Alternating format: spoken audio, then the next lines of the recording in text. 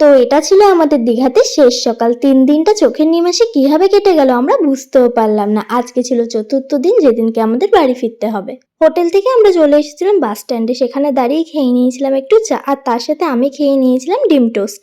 দীঘা থেকে সকাল 8:30টার সময় আমাদের বাস ছাড়ার কথা ছিল। বাস কিন্তু আমাদের একদমই লেট করেনি, ঠিক ডট টাইমেই আমাদের বাস ছেড়ে দিয়েছিল। আমরা টিকিট কেটেছিলাম এসি স্লিপার বাসের। আমাদের বাস ডিরেক্ট দীঘা থেকে যাচ্ছিল বর্ধমানে। আমাদের এক একজনের টিকিট প্রাইস পড়েছিল 600 টাকা করে। এই বেডশিটটা আমি আমার বাড়ি থেকেই ক্যারি করেছিলাম। বাসে ওঠার আগে বেডশিটটা আমি আমার পিঠ ব্যাগে নিয়ে নিয়েছিলাম, যেটা ছিল আমারই সঙ্গে। বাসে উঠেই আমি গভীর ঘুমে ঘুমিয়ে গিয়েছিলাম। প্রায় 3 ঘন্টা পর আমার চোখ খুলেছিল। এই ভিডিওগুলো কিন্তু একটাও আমি করিনি, এগুলো সব করেছিল সুদীপা। সকাল 8:30টার সময় দীঘা থেকে বাস ছেড়েছিল। এরপর দুপুর 12:30টার সময় একটা হোটেলে এসে বাসটা দাঁড়িয়েছিল। তারপর সেখান থেকেই আজকে দুপুরের খাওয়া দাওয়াটা আমরা সেরেছিলাম। প্রায় 3 দিন পর আজকে দুপুরবেলা আমরা খেতে চলেছি ভাত। ভাত খেয়ে নিয়ে আবারও আমরা বাসে উঠে পড়েছিলাম।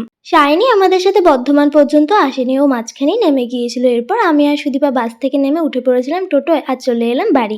দীঘার ব্লগ এখানেই সমাপ্ত হলো। এরপর দেখা হবে নতুন কোনো ব্লগে খুব তাড়াতাড়ি। আজকের জন্য এইটুকু, টাটা, বাই বাই।